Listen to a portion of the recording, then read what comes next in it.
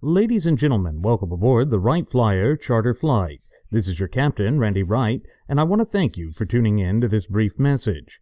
Folks, as we look at what is unfurling across the pond in the United Kingdom, we see that London Bridge was under attack by Islamofascist barbarians. It's something that we have seen come to the epicenter time and again in this modern era in which we live today. And unfortunately, it is also reflective of the fact that we in Western civilization have essentially signed ourselves up for a suicide pact. As you all are well aware, we here at Radio Aviation Excellence, the Wright Flyer, have declared total war upon the twin cancerous doctrines of political correctness and moral relativism. Of course, moral relativism has at its heart this notion of being situational morality. It means that we don't believe that there is a self-evident truth, and that we don't believe that there is a line of demarcation or distinguishment between that which is right and that which is clearly wrong. Unfortunately, this is not the way the world works. It's certainly not the way that Western thought and philosophy has developed throughout the millennia. When you look back at, say, the philosopher Plato or the philosopher Aristotle, you see that actually, when it comes to everything, they believed there was right and wrong. In fact, the earliest of all the Western philosophers, that of Socrates, even laid down his life to point out that there is an ultimate truth. In other words, that there is something that is completely correct and something that is completely wrong. He was forced to consume poison hemlock on the charge that he was corrupting the youth of Athens. Now, you fast forward some 2,000 plus years or more later, and you see that Western civilization has forgotten the indelible lessons that we've learned throughout our history. And that's unfortunate, because it tells me that essentially the twin cancerous doctrines of political correctness and moral relativism have poisoned our minds to such a degree that we are essentially allowing ourselves to disregard the fundamental and self-evident truths that we have basically amassed for ourselves throughout the course of human events. It's a tragic position because it's really nefarious what these dark and twisted forces are attempting to achieve. The frothing at the mouth Fabian socialist leftists, which actually trace their origins to 19th century Great Britain, are the ones that have attempted to engage in this whole mind-numbing drivel of political correctness and moral relativism, basically cultural Marxism. They're following the Frankfurt School of Thought and their Institute of Social Research. Now, all of that is rather innocuous sounding on the surface, but what it leads to is this idea that we can't have well-established norms, that we cannot have morality, that we cannot believe that there is an ultimate truth which shines through each and every time. And the reason that they engage in this sort of nonsense is because they want to tear down the fundamental pillars of modern Western civilization and culture. Now, of course, that leads to that nagging question that never seems to really go away or to ever be resolved. Why? Why is it that there is this strain within Western culture and civilization that makes it to where we want to commit suicide? Because if you stop and think about it, with a modicum of objectivity, that is what this line of thought is doing to us. It is what the frothing at the mouth Fabian socialist leftists are attempting to foist down our throats and against our will. Well, it's because they loathe and despise us. They believe that we have achieved the pinnacle of success and that we have reached such lofty heights in our history on God's green earth by ill-begotten means, that we've stolen it, that we have lorded it over the other peoples of the world. You see, they don't care about individual actions. They don't care about lofty and enlightened ideals. What they care about is their dark and twisted machinations that truly have no place in a modern and polite society. And you notice I stress the word polite there. There's a reason for that. Have you noticed that wherever the frothing at the mouth Fabian socialist leftists attempt to flex their political muscles and to indoctrinate the moral fiber of any given civilization where it takes root, that you have a breakdown of decorum. You have a loss of civil discourse. You see these sorts of platitudes and straw man arguments come up where they say that there is no right way or wrong way to do things. Folks, that is the epitome of moral relativism. Remember that moral relativism is nothing short of situational morality. It means that there can be no right and there can be no set wrong. It's all about power, manipulation, but above all, control. The longer that we allow this to continue unfettered and unchallenged, the more difficult overcoming these problems will be. The more people will be put at risk, and the more difficult it will be to get to the truth.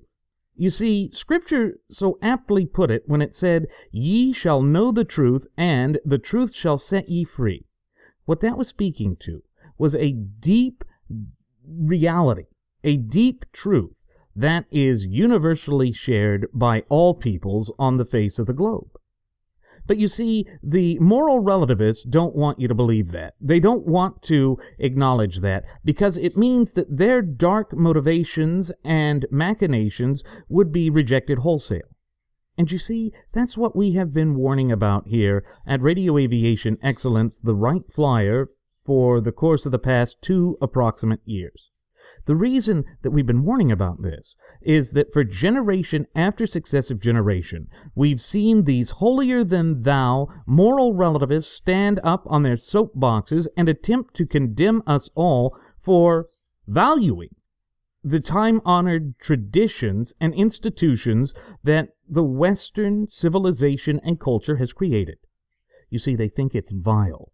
They think that if they go about in this drivel known as identity politics, that they can then completely restructure our culture and our society and without our input or say-so. You see, that's what they try and do.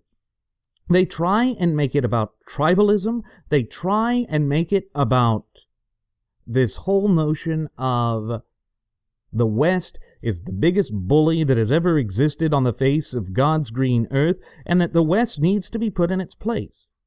That this is the way to correct the wrongs of the past and to create what is known in legal parlance, and is certainly a legal fiction, as positive discrimination. Now, what in the hell is positive discrimination? We know what positive itself means. It means of good character, of good thinking, of soundness, of rightness, of justness. But positive discrimination, you see, that is an oxymoron. Of course, this shows us just how schizophrenic, for lack of a better term, the frothing of the mouth Fabian socialist leftists are with respect to their message. Remember that a half-century ago, they said that there could be no discrimination. But then, with the emergence of things such as affirmative action and political correctness and moral relativism, they've now embraced positive discrimination. And positive discrimination has allowed us to sit there and say that these Islamofascist barbarians, who by their very words, deeds, and actions have stated in no uncertain terms that they have declared war on any philosophy, religion, or ideology that does not coincide with theirs, that is not their own, will be obliterated and annihilated from the earth. But because we have bought into this whole narrative and notion of moral relativism or situational morality, we no longer believe that that is the case. We have blinded ourselves in willful fashion to it, and unfortunately it shows no signs of improving within the foreseeable future.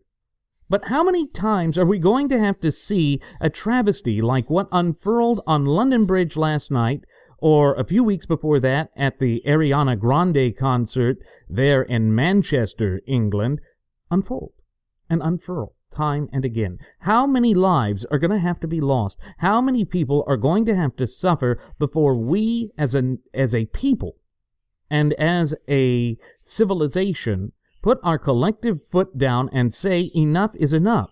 That we are sick and tired of opening ourselves to this kind of weakness by opening the floodgates to so-called Syrian refugees. I know that we have, dedicated a lot of airtime to that in the past, but there's really something we have to discuss with this. Why is it that these dark and twisted machinations of those who loathe and despise all that we stand for in the West comes to the forefront? Why is it that that has become the accepted norm in society? We look at Angela Merkel over there in Germany and the rising crime rate there and realize that this whole drivel of trying to placate or appease these Islamofascist barbarians is not doing anything to help the German citizens. The same is true in France, and the same is true in Great Britain, and yes, even here in these United States of America. We continue to turn a blind eye to the dark and twisted machinations of those who wish to establish a medieval-style caliphate and to eradicate anyone who does not practice the same faith that they do in the same manner that they do. Why? Why is it that that is unacceptable in the West for Western people of any other faith to do, but it's okay with these Islamofascist barbarians and this cult of death known as Islam? Well, the answer to that rather rhetorical question is that they have selective outrage. Again, this is what they attempt to refer to as positive discrimination. But you see that it is very selective. Take, for instance, the way that they're going after the symbols of the South. Those monuments to Confederate soldiers that were erected as a form of reconciliation and healing for this nation that had torn itself asunder 152 years ago and had massacred 2% of the entire nation's population.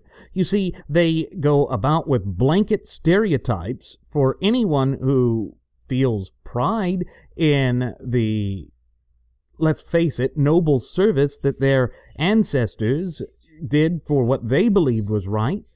They use the modern social mores to judge the events of the past. And they just say that if Dylan Stormroof had gone forth with that photograph on social media of him crouching next to a campfire with the Southern Cross battle flag, then any semblance of that is bad. But those who run around beheading people, run around running vehicles into people, killing people, spreading mass terrorism, and do it in the name of the Quran, oh no, we can't paint them with the same broad, stereotypical brush that we do a certain geographical region of the United States. Now, I know that I've made this comparison before, but it's important that we make this distinction because it shows us the depths of hypocrisy that the frothing at the mouth Fabian socialist leftists are willing to go to. And it's not just in the United States. In England, their flag of St. George, the original flag of England before they created the Union Jack that speaks of the United Kingdoms of Scotland, Wales, and England, and Ireland, they had the white background with the red cross on it being the St. George cross. And that was the symbol of England. But they now say that that's a racist flag, that that's a hateful flag, that that is a dark and bloody representation of imperialism at its worst. Of course, folks, what that is revisionism. They ignore the fact that the Union Jack was the one that flew over the empire upon which the sun never set. They ignore the truth that rests at the heart of all that we are experiencing here in Western culture and civilization. And it's unfortunate that it comes to a head like this, but what it tells us is that we have to basically pull ourselves back, divorce ourselves from our emotions, and demand that we stop engaging in this self-destructive activity. The longer that we keep embracing these dark, twisted, and foolish machinations, the more difficult it is going to be for us as a nation and people to, and not just a nation and people, but as an entire Western culture and civilization, to overcome these direct challenges to our health, safety, well-being, and, yes, even our morality. Unfortunately, it again shows no signs of improving within the foreseeable future. This is because those dark and twisted Fabian socialist leftists have managed to entrench themselves so deeply within the fibers of our societal fabric that it's going to take a lot of effort to unroot it. But we have to unroot it because these are parasites that are empowering, aiding, and abetting these fascists, these Islamofascists, who have made no qualms about the fact that they have declared total war on all Western civilization.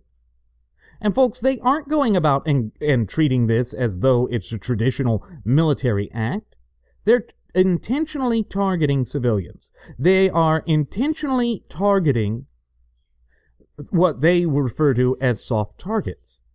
And stop and think about this for a moment. The attack on London Bridge. If there had been armed bobbies being the police force there in the capital of Great Britain, that of London, they could have put an end to the danger. But because England continues to embrace this insane notion that has been propagated by the frothing-at-the-mouth Fabian socialist leftists for generation after successive generation, that guns are bad and the ability for people to defend themselves is bad, they create ample opportunity for these Islamofascist barbarians to create as much rank and rampant chaos as is humanly possible.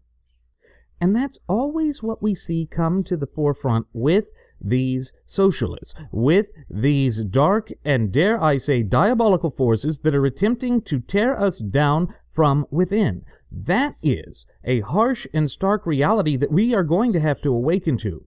We are going to have to find a way to put an end to it once and for all. Otherwise, we will continue to allow these dark and twisted forces to destroy us. We can't afford this. It's not right to keep exposing people to this unwarranted danger. It's not right to worsen the danger because of a stupid policy that was all designed to destroy the fundamental tenets and pillars of Western civilization and society. But you see, they don't care about that. They are, again, just holistically and rabidly attached to this legal fiction known as positive discrimination. And that's the other thing. When you stop and think about it, under the totality of the circumstances and with a modicum of objectivity, you begin to realize that when they claim that they are the standard bearers of tolerance, that this is the way that we achieve quote-unquote diversity, it's all a farce. It's all political kabuki theater. It is all designed to continue us on this downward spiral, downward slant that is only going to tear the heart out of Western society as a whole. And when you really stop and think about it again, you have to realize this is by design, folks. This is what they have been wanting to achieve for all this time. And they are not going to stop at any point within the foreseeable future because they believe they see a light at the end of the tunnel and that means that their victory is within grasp. Western Europe is in turmoil right now. And we see that it's not just from these types of pushing for faux diversity or faux inclusion, it's also their dark and twisted economic policies. Socialism, which is theft by any other name, has been holistically embraced throughout the European continent. And it's not working for them. It is leading to abject failure. And the longer that we allow this to continue, unabated, unchecked, and unchallenged, the more difficult it is going to be for us to realize that there are these real threats and dangers that are looming just around the corner.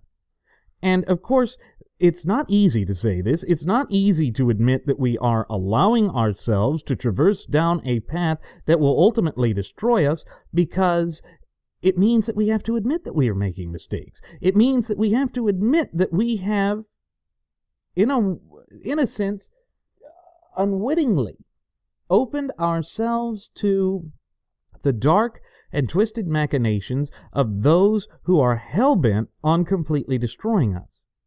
But if we truly want to get to the bottom of this, if we truly want to discover what it is that is ailing and afflicting Western society and civilization at large, we are going to have to examine this. And we're going to have to ask ourselves why it is that we continue to embrace it. I think that a growing number of people are beginning to reject it. They are beginning to see that their own self-preservation requires that they reject this at any given opportunity.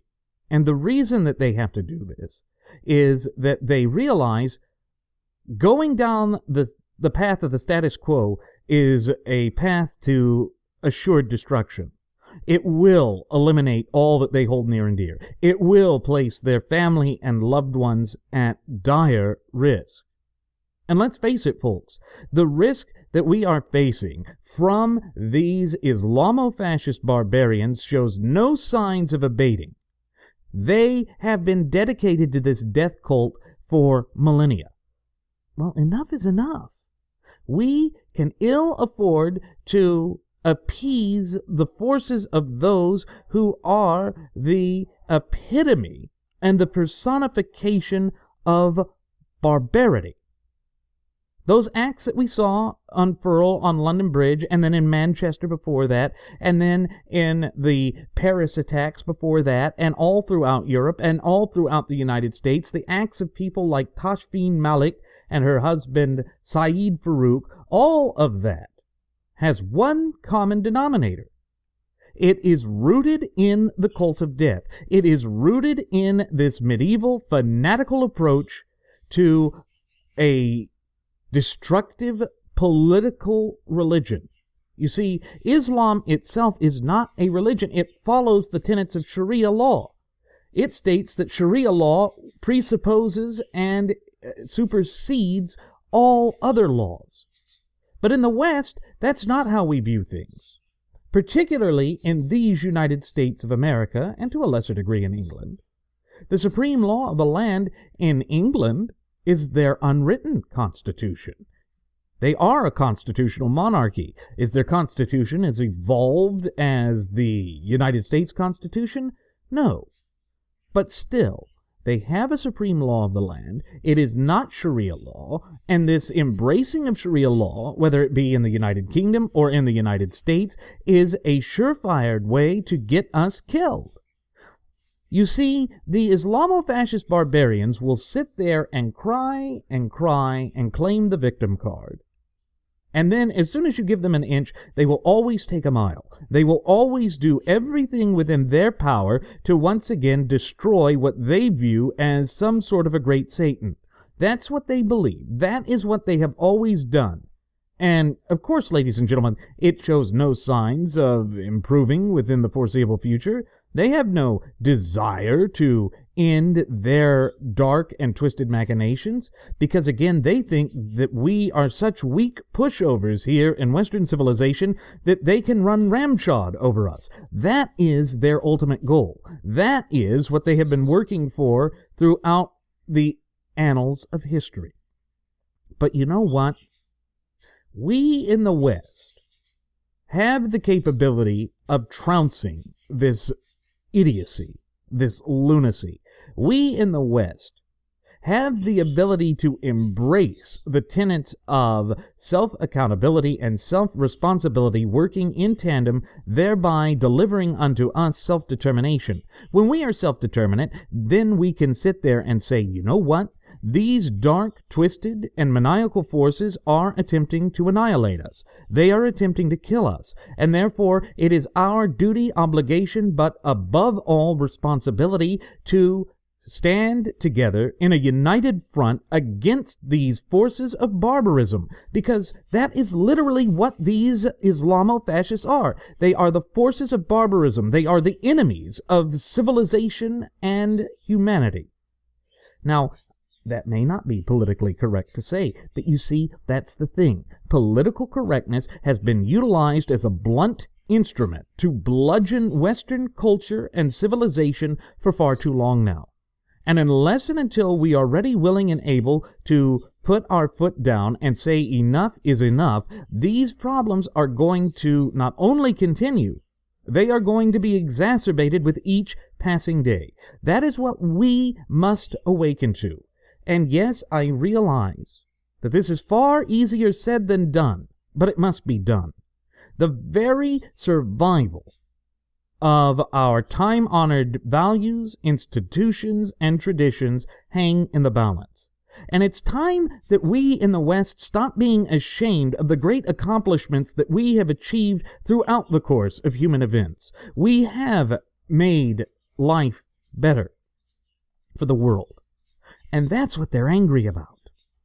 They're angry about the fact that we, here in the West, have given the people the ability to better themselves, the ability to strive for a brighter and better future, and therefore they are going to stop at nothing to try and tear that away from us, to try and destroy us, to try and punish us for reaching the pinnacles of success.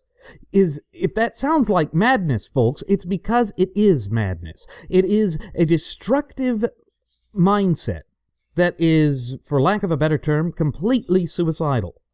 They want us, as a culture and civilization, to commit suicide. They want us to bow down to this nonsense of multiculturalism without expecting there to be ramifications. You see, they live in a utopian fantasy. They just have these fantastical ideas that have no connotation or connection with reality. And again, all of that plays out in such a way as to weaken Western culture and civilization. And again, folks, it shows no signs of improving within the foreseeable future because these dark and twisted, frothing at the mouth, Fabian socialist leftists want to make us suffer. Stop and think about that for a moment.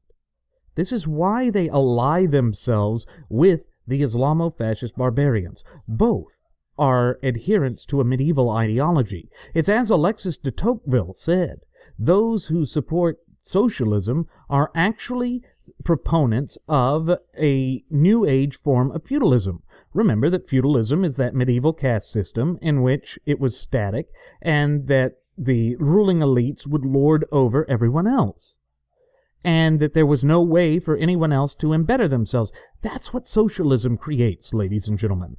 That is the danger of socialism, and that is why socialism is literally theft by any other name.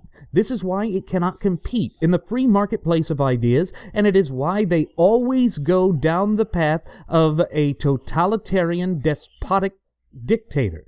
It's why they are wannabe potentates. And unfortunately, it's not going to improve until we stand up to them and say enough is enough. You see, what happened on London Bridge last night should be a wake-up call to all those who admire Western culture and civilization. It is a dire warning that these forces that will seek nothing less than the complete and utter annihilation of all that we hold near and dear have been empowered by these failed policies of the frothing at the mouth Fabian socialist leftists. And unless and until we really do create an effective response to them, these issues are going to get worse. You see, folks, it's time that we stop feeling ashamed of who we are. It's time that we embrace who we are and reject these dark and maniacal forces that wish to annihilate us. The sooner that we do this, the sooner that their attempts to destroy us will end. The sooner that we can take ready action and proclaim who the true enemy of humanity is and put an end to their dark, maniacal, and twisted machinations once and for all.